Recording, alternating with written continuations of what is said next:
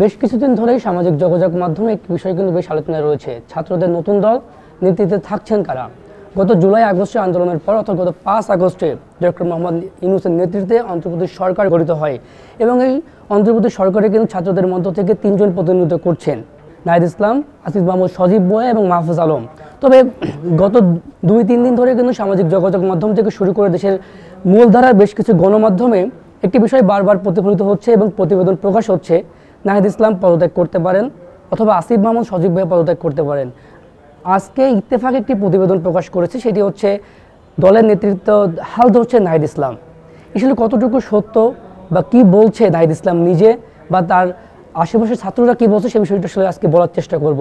জাতীয় নাগরিক কমিটি যিনি রয়েছেন আক্তার হোসেন, তিনি বিষয়টি বলেছেন যে ছাত্রদের মধ্য থেকে আসলে চাওয়া হচ্ছে নাহিদ ইসলাম দলের হাত ধরুক। যে এই যে ফেব্রুয়ারি মাস, এই ফেব্রুয়ারি মাসে কিন্তু ছাত্রদের নতুন একটি রাজনৈতিক দল আত্মপ্রকাশ করতে যাচ্ছে, যদিও রাজনৈতিক দলটির নাম এখন আসলে আত্মপ্রকাশ করেনি যে রাজনৈতিক দলটির নাম কি হবে। তবে সেই দলের নেতৃত্বে থাকুক নাহিদ ইসলাম, তিনি হাল ধরুক, এমনটি কিন্তু ছাত্রদের পক্ষ থেকে আসলে চাওয়া হচ্ছে। কারণ নাহিদ ইসলাম আমরা দেখেছি গত জুলাই আগস্টে তিনি বেশ বড় একটি ভূমিকা রেখেছেন ছাত্র আন্দোলনের সময়।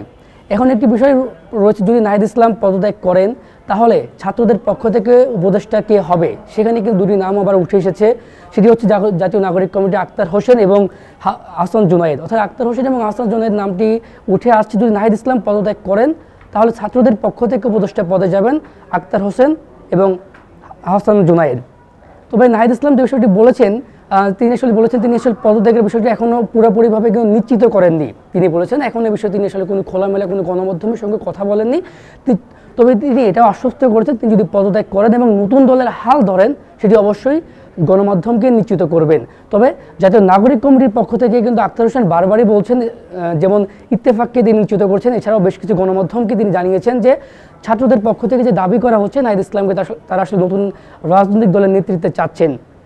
প্রকৃতপক্ষে কী হতে যাচ্ছে, এখানে বেশ কিছু ছাত্রদের নামও কিন্তু বলা হচ্ছে, যেমন সাজেদ সালামের কথা, হাসনাত আবদুল্লাহর কথা বলা হচ্ছে, আক্তার হোসেনের কথা বলা হচ্ছে, নাহিদ ইসলাম রয়েছেন। এরকম বেশ কিছু যারা বৈষম্যবিরোধী ছাত্র আন্দোলনে যারা আসলে সমন্বয়ক ছিলেন এবং বেশ বড় ভূমিকা পালন করেছেন, তাদের নাম কিন্তু বারবার উঠে আসছে। নতুন রাজনৈতিক দল যদি আত্মপ্রকাশ করে সেই দলটি আসলে কবে আসবে, দলটির নাম কি হবে বা দলটি অনুমোদন কবে পাবে, সেই অনেক প্রশ্ন কিন্তু এখানে আসলে ঘুরপাক খায়।